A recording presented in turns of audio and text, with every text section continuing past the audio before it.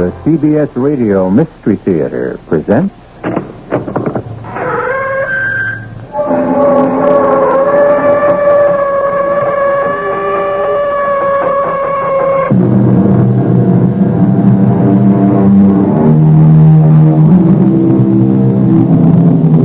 Come in. Welcome. I'm E.G. Marshall. I want to tell you a love story of the future. Yes, we have loved in the past, we love today, and we will love 1,000 years from now. This is a strange love story. But think of it this way. A caveman pulling his lady by the hair into his cave could never understand what gentlemen do with their ladies today.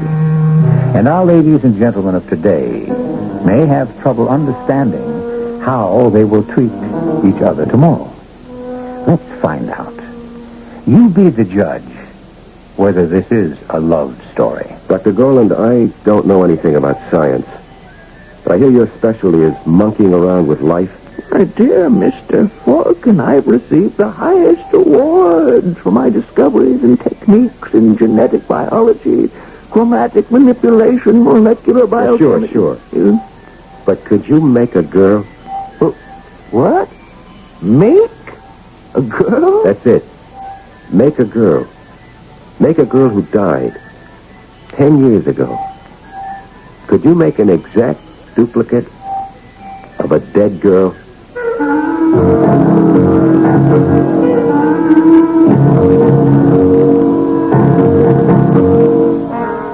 Our mystery drama, One Girl in a Million, was written especially for the Mystery Theater by Alfred Bester and stars Michael Tolan. It is sponsored in part by Sign-Off, the Sinus Medicines, and Buick Motor Division. I'll be back shortly with Act One. To the man who bought the Skyhawk, to the girl in the Century, we're glad you like your Buick, glad you set your spirit free. And to the family from Ohio, to the folks up in St. Paul, nice to see you join us, nice to see you all. There I was with my new Buick Skylark, and there he was, just coming out of the store with a new coffee table. I like your coffee table, I said. I was going to buy one just like it. Thank you, he said. I like the Buick Skylark, too. I was going to buy one just like it. Thank you, I answered. Then he suggested, listen, you like my coffee table and I like your Skylark. Why don't we get married? What can I say? I guess it was love at first view.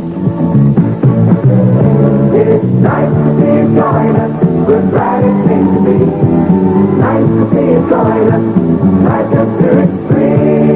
Buick, dedicated to the free spirit in just about everyone.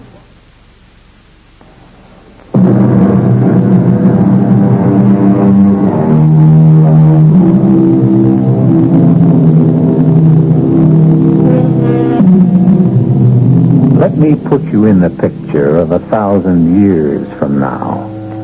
Take everything you read about international finance, cartels, monopolies, and multiply them by 1,000 planets. You have a business galaxy of incredible complexity, and the business decisions that must be made by company presidents are very difficult. Gentlemen, Dr. Goland has presented Brookton Biotics with a problem.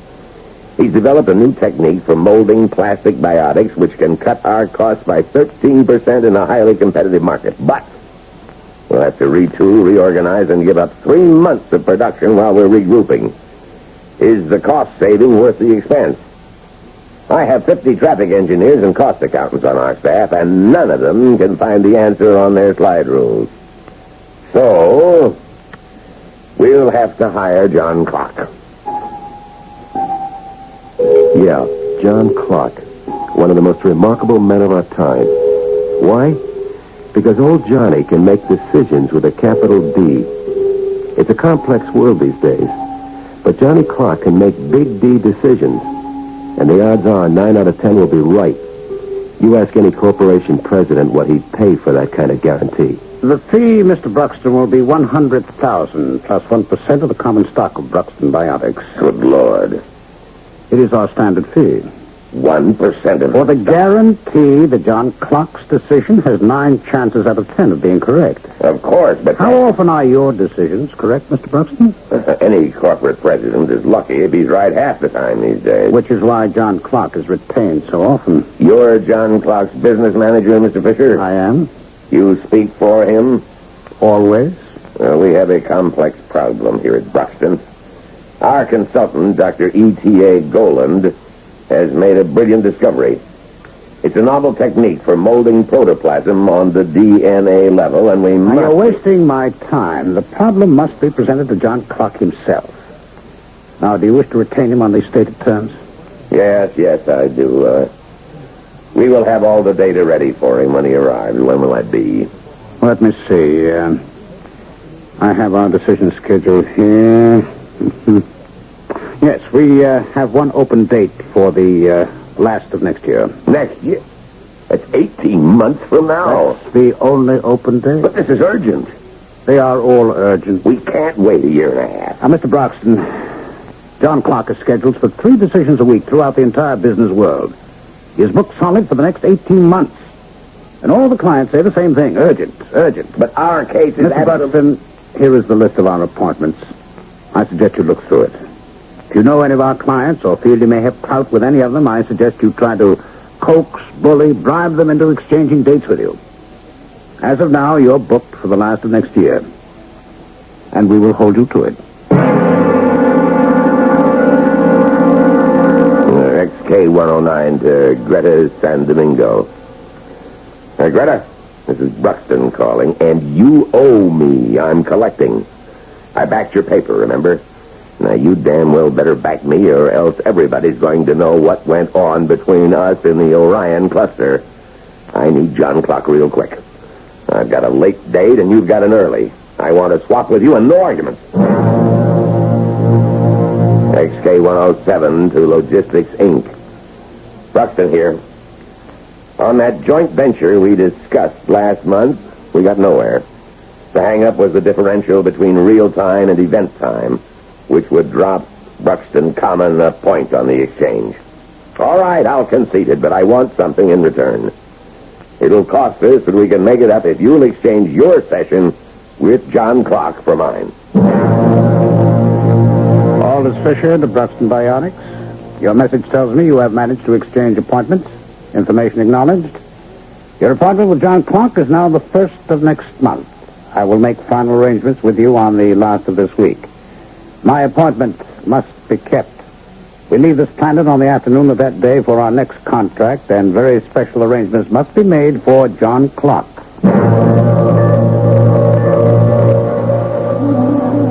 I think I've got your plant layout, Brookton, pretty well in mind. Now, how many on your security staff?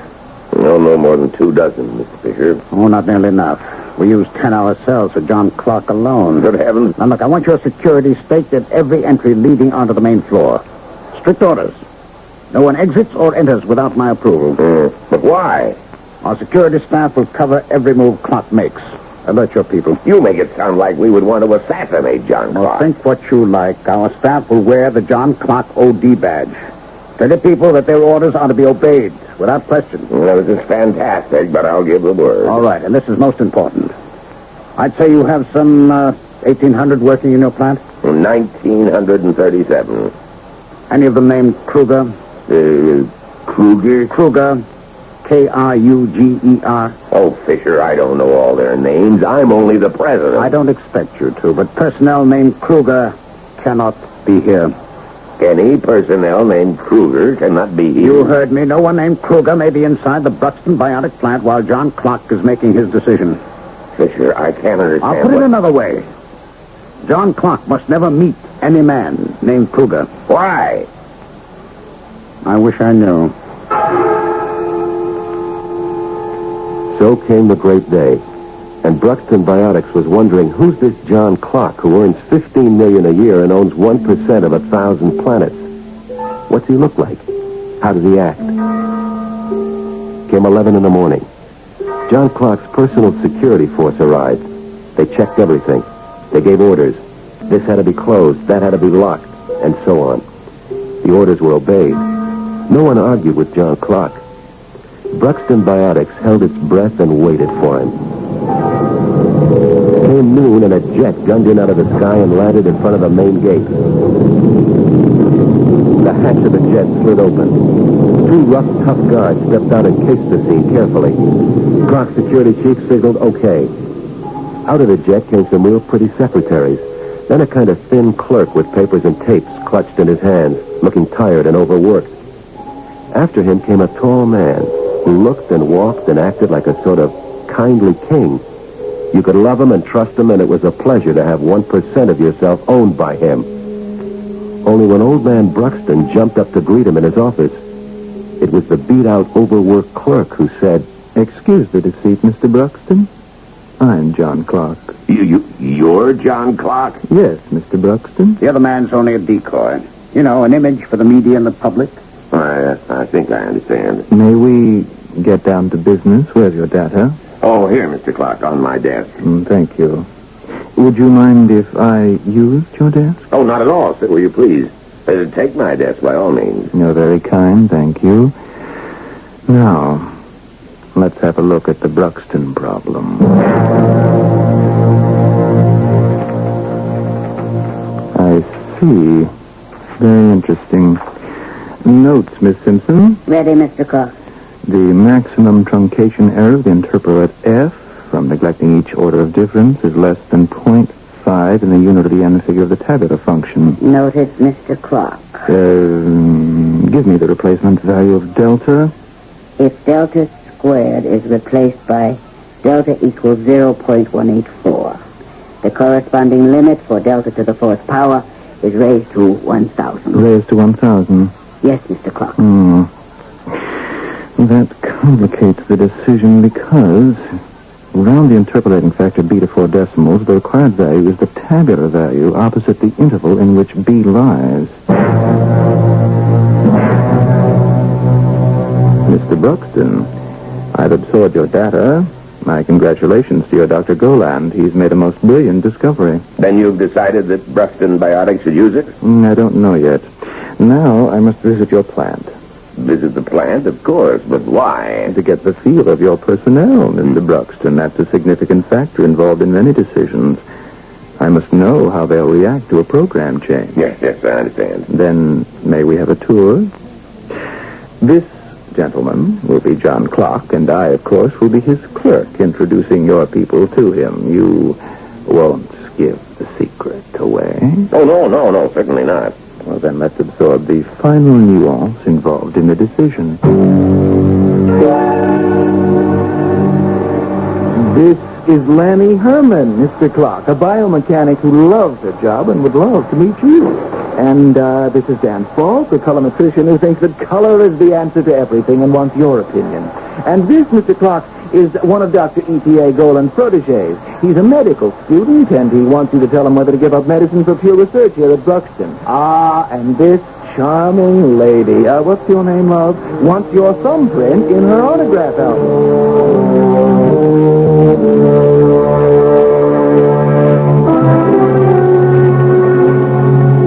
Well, Mr. Clark? Give him time. He's absorbing. But Fisher... I said give him time. You'll hear the decision when it comes. Well, can I talk to him? You've paid for it. Yes. Mr. Clark, yes or no? Yes. Back Goland's discovery. Your profit margin will drop to 0 in the first year, but you'll outstrip the competition by 9% in the next. However, you may have to fight patent litigation. I suggest a raise in salary for your staff to keep them loyal to you in court. Thank you, Mr. Clark. You give me more than I bargained for. I'm the chairman of the Migration Authority, you know, and if I can return the favor by helping your itinerary in any way... Are we finished, Aldous? Finished, John.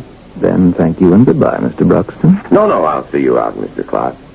I'm honored. Oh, thank you, but I'm not John Clark anymore. I'm just the bookkeeper introducing your people to the great man. Fisher insists that we maintain the image. Mr. Clark, this is Pete Fine, who wants your vibes on his tape recorder. Now, don't hold Mr. Clark up, folks. He's got to get into the chopper. And this is Daisy Scrim with her wire flash, and she wants to know if you've got a favorite profile. Please, folks, Mr. Clock has got to get off the planet this afternoon. And this is, what's your name, sir? Mr. Clock likes to know people's names. What? Krueger? Krueger, you murderers! I've been waiting for this! I've been hunting you for 10 years!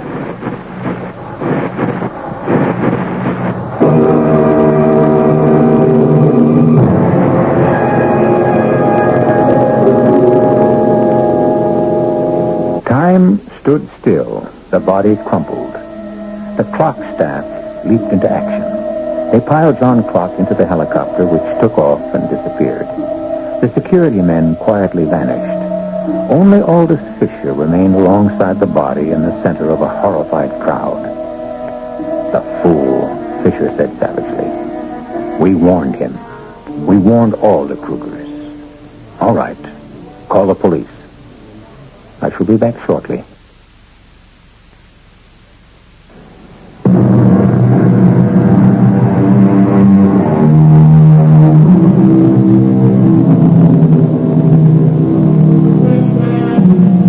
That was John Clock's 6th murder in 6 years, and it cost exactly $1 million to fix. The other 5 had cost the same.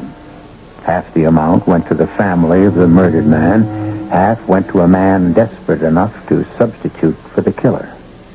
There were 6 of them, languishing in various penitentiaries and asylums, enduring penal punishment or psychiatric torture. Their bank accounts, or their loved ones, $500,000 richer. I used the word desperate. So was Aldous Fisher as he consulted with the John Clock staff in the Hotel Alcor Splendide en route to the next planetary contract. 6 killings in 6 years, Miss Simpson. We can't keep it quiet much longer. Sooner or later, somebody's going to put it all together and ask why John Clock always hires crazy clerks. What's the matter with him anyway, Mr. Fish? Oh, no, Simpson. He's got a Krueger fixation. He meets a man named Krueger, any man named Krueger. He screams, he curses, he kills. Don't ask me why. Something buried in his past. A woman named Krueger? Oh, never. Always a man. Have you ever asked him? How can I? It's like an epileptic fit. He never knows it's happened. You'll see. When he wakes up, he'll come in here as innocent as a baby. Take him to a psychoanalyst. I'll tell a question. Why? You're new on the staff, Ms. Simpson. You don't understand. All right, Mr. Fisher. Make me understand. I'll do it with an analogy. Back in the 20th century, people played cards with 52 cards in the deck.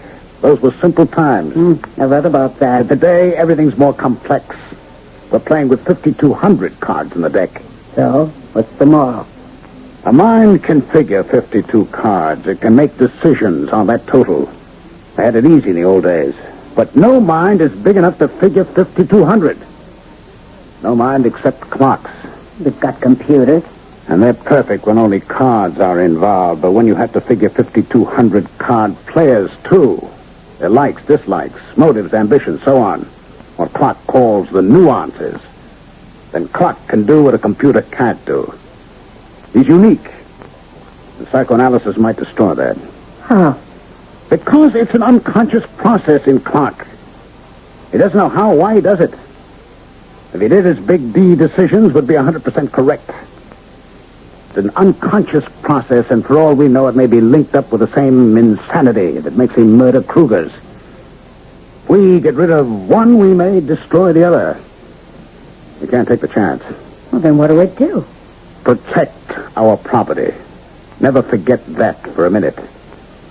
I've put in too much work on John Clock to let it be destroyed. We protect our property. You know what, Mr. Fisher? I think he needs a friend. Why? Well, he could find out what's bothering him without destroying anything. People talk to their friends. Mr. Clock might talk. We're his friends. No, Mr. Fisher. We're his associates. You're a shrewd girl, Simpson. Has he talked to you? No. Any of the other girls? No, none of us. He's looking for something he never finds. That's all we know. All right. We'll have to hire him a friend. And I'll have to ease off the contract schedule to give the friend a chance to make Clock talk. From now on, we cut the program to one decision a week. Mr. Fisher, that's cutting $5 million a year. It's got to be done. It's cut back now or take a total loss later. We're rich enough to stand it. Yes? Oh, yes. What are you going to do for a friend? I said we'll hire one. We'll hire the best and give him a proposition he can't refuse. There ain't no such animal. Oh, yes, there is. The friendliest guy in the world. And he's the kind that can never resist the challenge. I'll hook him in on the Clock problem, and I'll get him. Who? Get on the telefax. Tell him to locate Frankie Falcon and put him through. Urgent. Sable Frankie Falcon. Oh, I swooned. You dig, huh? Oh, I saw him fight Longo Jordan. I've seen all his films, and... Oh, you just can't help loving that hunk even when he's beating somebody's brains out. Yes, and he's twice as fatal with women. I'll give him a challenge and a contract he can't resist. He'll be Clock's friend. As soon as John Clock meets him, he'll... Meet who, Elders? Did you have a nice sleep, John? Very nice. Very nice. Whom am I going to meet? A man almost as famous as you are. Oh? Am I supposed to be famous? An all-out heavyweight champion named Frankie Falcon. He badgered us for an introduction to you, and I can't hold him off much longer. Frankie Falcon? Famous? I never heard of him. Sure, he never heard of me. Why should he? Sports were not his thing. Of course, I knew about him. He was real famous. But I got a surprise when I met him. Johnny and I took to each other right off. It was like a flash friendship. And I said to Fisher, no, it really is like friends with us. I gotta admit, you hooked me with a brand new challenge. And the contract. Now, I just went along with that because it's the only way you feel comfortable. I don't like to make people uncomfortable. You know I don't need the money. The IRS does. Interplanetary revenue takes 70%. They can't take any more. No, I don't need the money. And old Johnny needs me. Somebody's got to try and straighten the poor kid out. Kids? At his age? Age has got nothing to do with it. Anybody in trouble, I feel like it's my kid. Well, it sounds like you think he needs a father. What's the difference? Look, Fisher, I've torn up your check. You tear up the contract. I'm going to straighten out old Johnny on my own because he's a friend. So while John Clock Associates zigzagged from planet to planet, Johnny and I enjoyed ourselves while his decoy gave interviews and posed for pictures. We went off, often as not hitting the night spots, and having a ball, especially on planets where a night lasts 20 hours. But I found out something funny, and I told Fisher in private. I don't know how close you've been watching Johnny, but if you think he's been sleeping every night safe in his little trundle, you better switch notions. How's that? Old Johnny, he's been sneaking out nights when you thought he was getting his brain rest. The devil. How do you know? By his reputation. They know him everywhere. They know old Johnny in every bistro from here to Orion. And they know him in the worst way. By name? By nickname. Wasteland, they call him. Wasteland? Uh-huh, Mr. Devastation. He runs through women like a prairie fire. You don't know this? No. How? Well, like we go into a club. Johnny cases the joint, table by table, looking over the women, looking for a type that interests him. Yeah? If there's a show, he cases the chorus, looking for a type. The same? Yep. And if he locates one... Now, wait a minute. Always the same type? Yep. A girl with jet hair and inky eyes and very white skin. And then the trouble starts. What trouble? He moves in on the girl and makes a pass that any cop would call assault with intent to kill. Clock? Oh, no, that's impossible. I'm sorry, Fisher, he does. Me, I've been around, but I'm scared by it. I never saw such a hasty man. And so violent. What happens? Nothing. That's the crazy part. Absolutely nothing. That's why you get no complaints from the cops. But the women... Well, some girls fight, others want to give in. But Johnny's never satisfied. He leaves them cold. He pays up like a gent out of his own pocket and moves on. He could have almost any woman agreeable if he'd slow down a little, but he can't. He's driven. By what? I don't know. It's like he's working against time. After Johnny and I were real close friends, he let me come along with him on a crazy treasure hunt. Every time we hit a new planet, he'd go to the Bureau of Vital Statistics, which has got everybody computerized. He'd bribe the chief clerk and give him specifications. Height 5'6", weight 110, hair black, eyes black, bust 34, waist 26, hips 36, size 8. Now, I want the name and address of every girl over 21 who fits these specifications. I'll pay you 100 per name. I tell you, Fisher, that parade of tall, dark girls makes me dizzy. What happens? Same thing as in the clubs. He looks, he talks. And? Nothing. Always nothing. What's he after? Well, I got it figured out this much. He's looking for a special, particular girl, and nobody comes up to his specifications.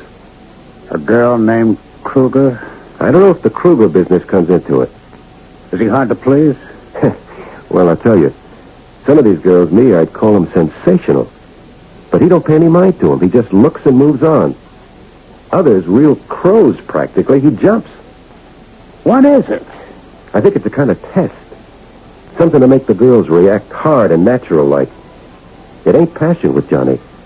It's a cold-blooded trick so we can watch him. Well, what's he looking for? I don't know yet, but I'm going to find out. I got a little trap I'm going to spring at the fight arena tonight. A trap that may give us some answers. I got all the arrangements set up. I'm taking a chance of getting myself killed, but old Johnny's worth it.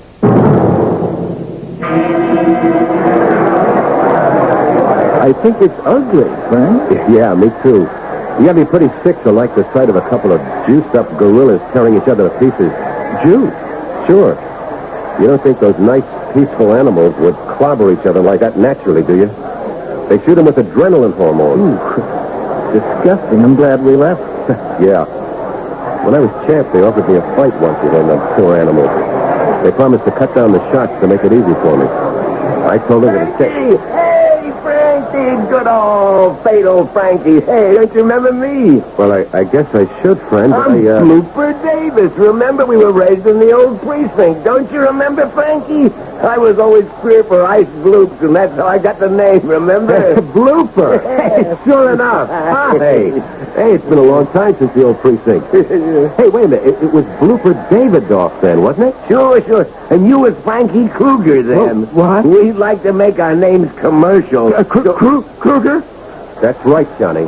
I had to change my name for the fight game. You filthy, murdering rat. I've been waiting for this. I've been waiting 10 years. Frankie, you never told me there was no... I'm all right, Blooper. Beat it, quick. I got it. Yeah. Krueger. All right, I'm Krueger, Mr. Clark. Krueger's the name. So what? What are you going to do about it? Killer. Filthy killer, I'll rip you to pieces. Don't try to fight me, Mr. Clark. I got you pinned and outweighed, and I'm a pro. Why me, Mr. Clark? Why Frankie Krueger? What did I ever do to you 10 years ago?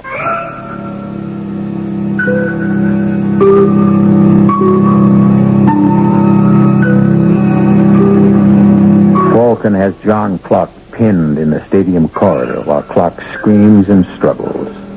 Now Falcon goes and probes Clark until he gets the story of what happened 10 years ago in hysterical outbursts. Then John Clark faints. We'll hear about that past in Act 3.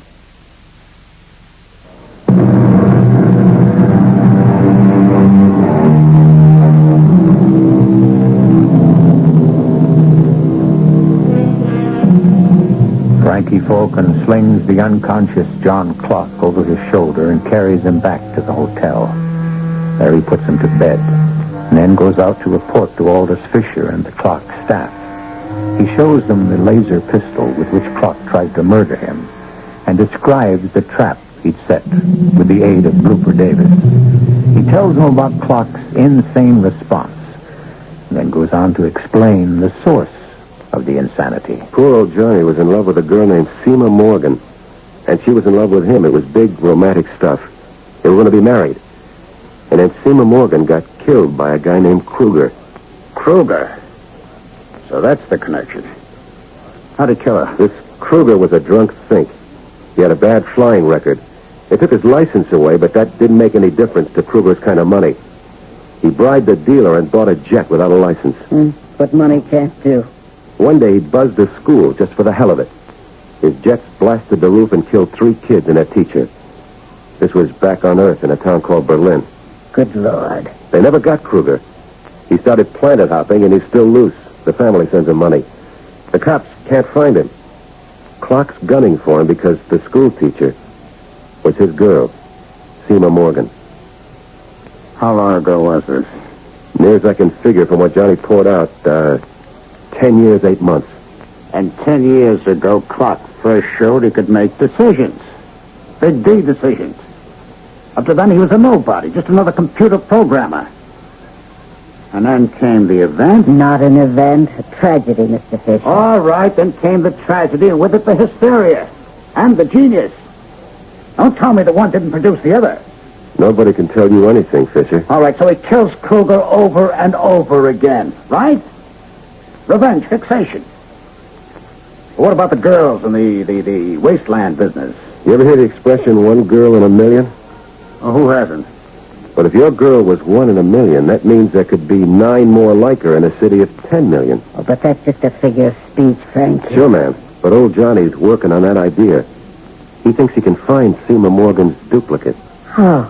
He figures with a population of 1,000 billion today, there's a chance of finding Seema Morgan's duplicate if he just keeps on looking. He thinks the odds are in his favor. Oh, ridiculous. Not to Johnny. He's still in love. He's looking. We got to do something to help him. No. We ought to coax him into believing some girl's the duplicate. We ought to make him fall in love again. No. Why no? Because the moment Clark finds his girl, he heals himself. He stops being the great John Clark, the decider. He turns back into a nobody. What does he care about being great? He wants to be happy. Everybody wants to be happy. Nobody is. Clark's no worse off than any other man. But he's a lot richer. No. We maintain the status quo. Don't you mean you're a lot richer? We maintain the status quo.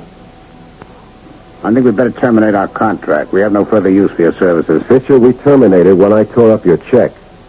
You're talking to Johnny's friend now. I'm sorry, Falcon, but Clark won't have much time for his friends from now on. I'm stepping up the schedule. You'll never pull it off. I'll see Johnny when and where I please. You want John to see the contract? It's still in my files. I never part with anything. Now, how long do you imagine he'll believe in your friendship after he sees the contract? No, Falcon. You'll see him when and where I please. So it was a Mexican standoff. Clark Associates went into high gear Big D decisions again. They knew now why the Kruegers had to be protected. The men were sick and miserable. But that made no difference to Aldous Fisher. He thought it was a fair price for 1% of the world. Only I had an idea. And I paid a visit to Dr. E.T.A. Goland at Brookton Biotics. He's the genius who invented new techniques for molding life. But yes, a most ingenious notion. You could duplicate the girl that died 10 years ago? Oh, without any difficulty. She'd look the same? Act the same? Be the same? Up to 95%, plus or minus 0.975. How would you go about it? Oh, complete psychological pattern of the girl in the Centaurus master files. They'll telex a transcript upon formal application and payment of fees. Well, I'll pay it. The modern embalming process, which she is buried, which is 98% perfect. From remains and psychological pattern, I reconstruct body and psyche by my molding process. I do it without any difficulty.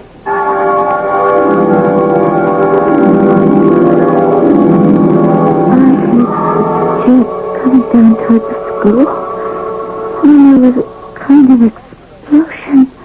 What happened? Well, that was a while back, Miss Morgan. You know me? Yes, ma'am.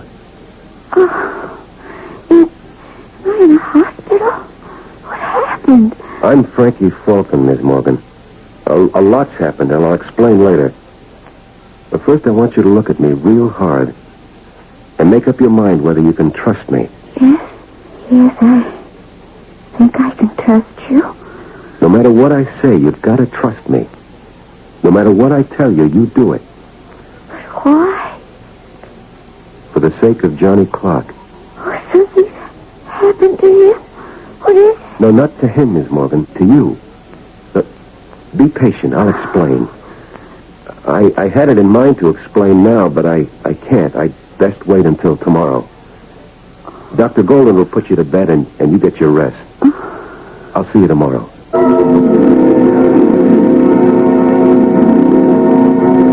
She's asleep, Falcon. Thanks. She is in splendid condition. A beautiful, healthy creature. I'm very proud. You should be. You're a genius. Yeah, of course. But what's disturbing you? Well, I've got to tell her that she's a duplicate 10 years later. Well, she can cope with that. What's bothering you? It shows? It shows, my friend. I remember that story about the statue that came to life. Pygmalion, yes. Seema was just a statue I wanted to bring back to life for Johnny Clark. And now she's alive again. And she's only for Johnny, only. But when I saw her alive, it's crazy. I saw dozens so much like her when Johnny was on the search for a duplicate. Why did I fall for one of them? What's happening to me? No, we both know, but that is not the question. The question is, what are you going to do? Be a friend to both of them and get them together for the happy ending. What else can I do?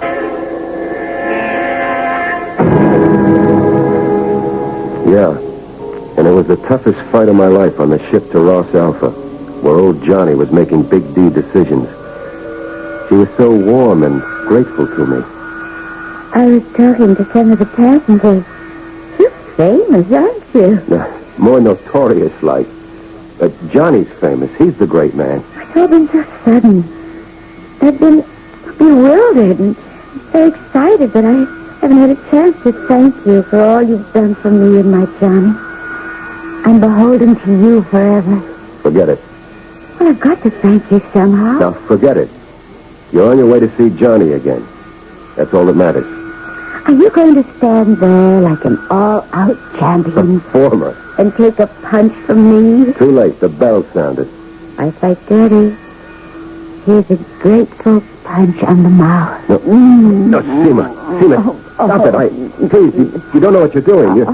Look, you're so crazy happy at the idea of being with your Johnny again. No, please, save your punches for him.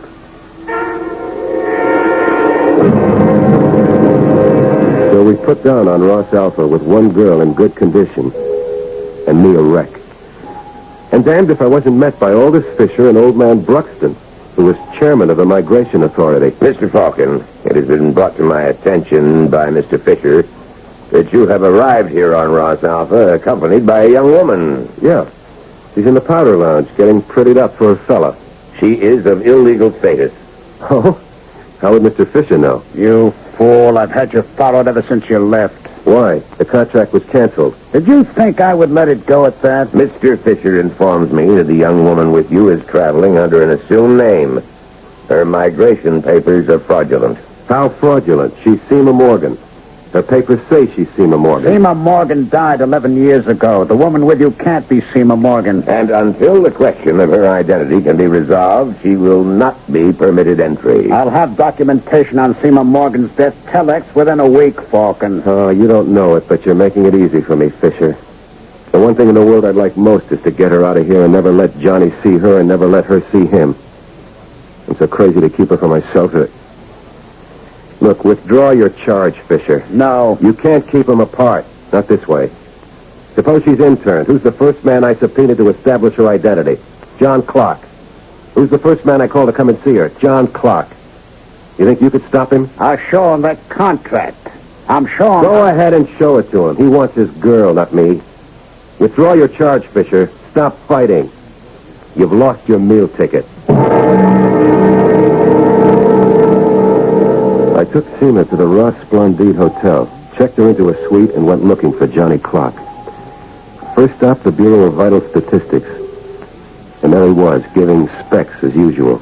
I want the name and address of every girl over 21 who fits the specifications I've just given you. I'll pay you $100 per name. Hey, Johnny. Frankie, where have you been? Why didn't you let me know you were coming? How long can you stay? I've missed you. Never mind that, Johnny. Later. Right now, I got a tip for you. Huh? Coming over on the ship, I met a girl who kind of could fit your specs. Oh? She's got a kind of half lisp. Yes? And a funny way of tilting her head when she talks. She does. Only she's not girly like most. She's more spunky-like. Where is she? She's putting up at the Ross Splendide. Oh, I've got to see her, Frankie. I've got to. She sounds exactly... Can I see her? Sure, nothing easier. Come on, I'll lead the way.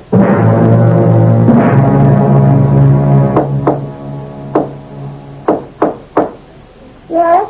Who's there? It's me. All clear. Open up. Just a minute. Cheers, Johnny.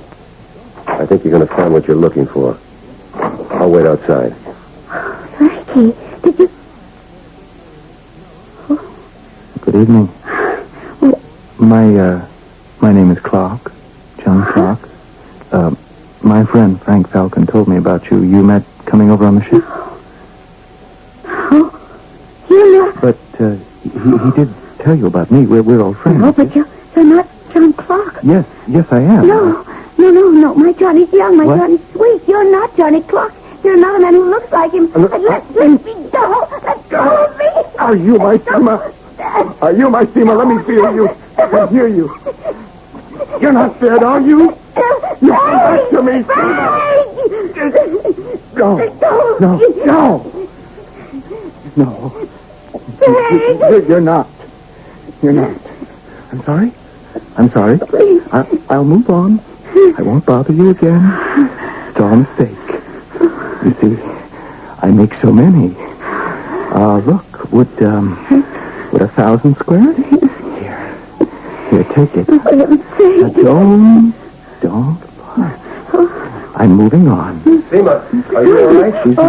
She's not Seema, Frankie. Nice try. And thanks. I'll get out. Sorry, all a mistake. Frankie, my blood. Oh, Frankie, hold me, please. Hold me. I'm lost. I got nobody but you. No, you've got me, Seema. It's all right, love. The world's passed you by, you and your Johnny. But you've got me.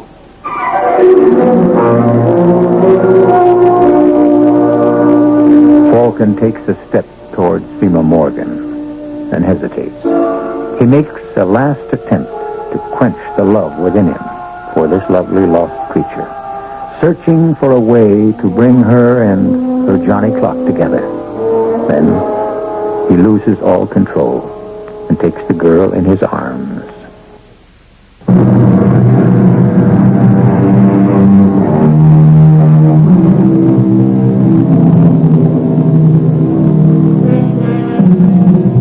As he held the weeping girl in his arms, Frank Falcon thought, she doesn't know what she's doing. She's so frightened, so afraid of being lost. She's not mine. Not yet. Maybe never. And then, Aldous Fisher's won, and Johnny Clark's lost. Our cast included Michael Tolan, Ralph Bell, Evie Juster, Leon Janney, and Russell Horton. The entire production was under the direction of Hyman Brown. Radio Mystery Theater was sponsored in part by Anheuser-Busch Incorporated, brewers of Budweiser. This is E.G. Marshall inviting you to return to our Mystery Theater for another adventure in the macabre. Until next time, pleasant dreams.